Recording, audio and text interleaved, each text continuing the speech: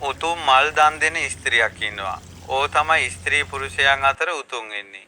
දේවතාවොත් ඉන්නවා, දිව්‍යාංගනාවක් ඉන්නවා. ඔක්කොම අර ප්‍රධාන දිව්‍යාංගනාවට උපස්ථාන කරනවා. ඒකට හේතුව තමයි මේ කාශ්‍යප බුද්ධ ශාසනයේ මල් දන් දීලා තියෙනවා. මල් පූජා කිරීමේ විපාක. පින්වතුනි අපේ සාරිපුත්ත මහරහතන් වහන්සේ විවරණ ගන්නකොට පදුම උත්තර බුදුරජාණන් වහන්සේ කාලේ මල් ආසනයක් තනලා එහි බුදුරජාණන් වහන්සේ වඩා ඉඳලා තමයි දන් දීලා මේ ප්‍රාර්ථනාව ගන්නෙ.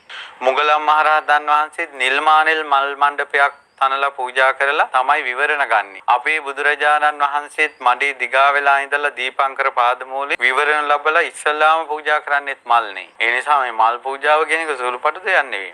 එක මලක් පූජා කරලා ඛණ්ඩ සුමන කියන මහරහතන් වහන්සේ කියනවා කල්ප 31කට කලින් මම එක මලක් පූජා කළා.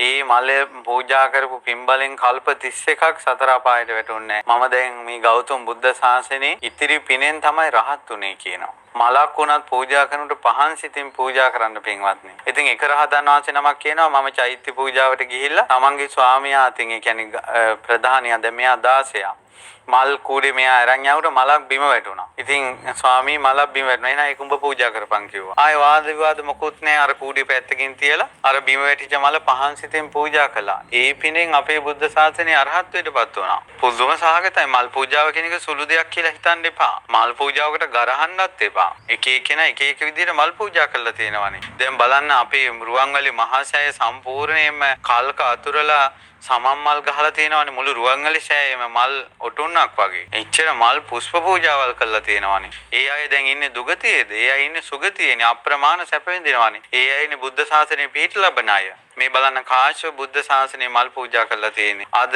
දෙව්ලෝ තාම සැප විඳිනවා. අපේ මිනිස්සු කොච්චරනම් මල් පූජා කරනවද? ඒතර එහෙනම් මේ මිනිසුන්ගේ ඇයි මේ දෝමනස්සේ කිසි සතුටක් නැහැ. මලක් පූජා කරනකොටත් ඔහේ පූජා කරනවා. කඩේකට මලක් ගන්න ගියත් කේවල් කරනවා. ඕවා ගණන් වැඩි පොඩ්ඩක් අඩු කරන්න අරකයි මේකයි කියලා. කො සුපර් මාකට් එකකට හරි පොස් සිටි එකට හරි ගිහිල්ලා බඩු ගන්නකොට ඒ වගේ කේවල් කිරිල්ලන්නේ නැහැ. මොකක්ද ඒකේ බිලේ ගහලා තියෙන්නේ? ඒක දීලා එනවා. තමන්ගේ සංසාර දුකෙන් නිදහස් වෙන්න මලක් පූජා කරන්න ගනිද්දි 1000ක් දේවල් හිතනවා මොන්ගේ මල් ගණන් වැඩි කියලා. ඉතින් ඒ නිසා මේ කරුණු කාරණා තේරුම් ගන්න අපි කරන කියන දේවල් වලින් අපේ පිනම තමයි බාල වෙලා යන්නේ. තව එක රහතන් වහන්සේ නමක් ඉන්නවා. ඒ රහතන් වහන්සේ කලින් ජීවිතේ කළා තියෙන පින තමයි මල් ආසනයක මල් අපිලිවෙලට තිබිලා ලස්සන මල් ටික පිළිවෙලට හදලා සතුටු වෙලා. ඒ පින් බලෙන්. තව රහතන් වහන්සේ නමක් පරවිවි යන මල් වලට පැන් ඉහලා. පර වෙන මල් වලට ඒ කියන්නේ වේල්ල යන මල් වලට පැන් ඉහීමේ ආනිසංස තමයි මාරක දුර වෙනවා දීර්ඝායුෂ ලැබෙනවා. ශක්තිවිඳු බුදුරජාන් වහන්සේගෙන් දහම් අහා ඉතින් එතන චුත වෙලා එතනම උපදුණා. කලින් සංසාරේ පරවි යන මල් වලට පැන් ඉහලා. ඊළඟට තව පුදුම සිද්ධියක් තියෙනවා. එක හොරේ හොරකමක් කළා අහුවෙලා මිනිස්සු පන්නලා. දැන් මෙයා බඩු දාලා කැලේ දුවනවා.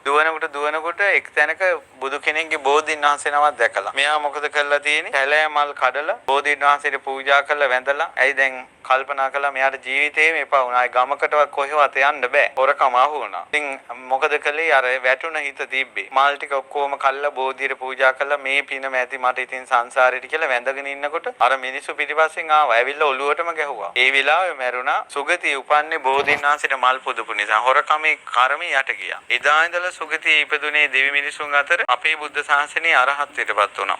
පින්වල විපාක